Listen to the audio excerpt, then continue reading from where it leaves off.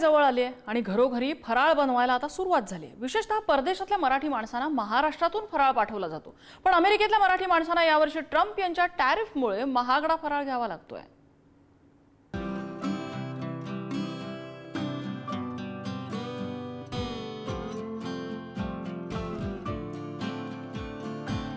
ठाण्यातल्या मेधा देशपांडे जगभरातल्या अनेक देशात गेली 24 वर्षे फराळ पाठवतात। यावर्षी त्यांच्या घरी वेगवेगळ्या देशात दिवाळीचा फराळ पाठवण्याची लगबग सुरू आहे। दरवर्षीप्रमाणे अमेरिकेतही त्या फराळ पाठवत आहेत।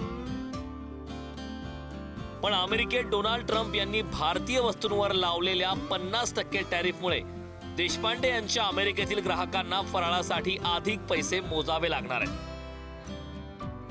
या वर्षी रिक्वायरमेंट बऱ्यापैकी आली आहे, पण नथिंग इज की 27 ऑगस्ट 2025 आता 2 महिन्यापासून 50% टॅरिफ वाढलेलं असल्यामुळे आम्ही 2 ऑप्शन्स आहेत। एक UPS मधनं पाठवलं तर we pay the tax here with म्हणजे कस्टमरच्या सहमतीने आम्ही टॅक्स इथे भरतो। पण काही लोक बरेच विचार करतात की आम्ही पाठवायचं की नाही। मेधा देशपांडे अमेरिकेबरोबरच दक्षिण Africa, France, Germany, Britain, Netherland, Singapore अशा अनेक देशांमध्ये फराळ पाठवतात।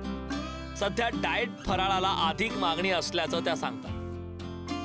यावर्षी तर मला खूप छान वाटतंय की ब्रुनेईला पण गेले, Johannesburg, south Africa, Singapore, Netherland, France, Germany, USA, मग UK मधले पण छोटे छोटे गावांमध्ये गेलेले आहे। बेसिकली ह्या वर्षी मी बघते की डाएटवरती लोक जास्त जात आहेत। हजारो किलोमीटर दूर परदेशात राहणाऱ्या मराठी माणसांसाठी दरवर्षी भारतातून फराळ पाठवला जातो, कारण घरचा फराळ मिळाल्याशिवाय मराठी माणसाला दिवाळी साजरी केल्यासारखं वाटत नाही।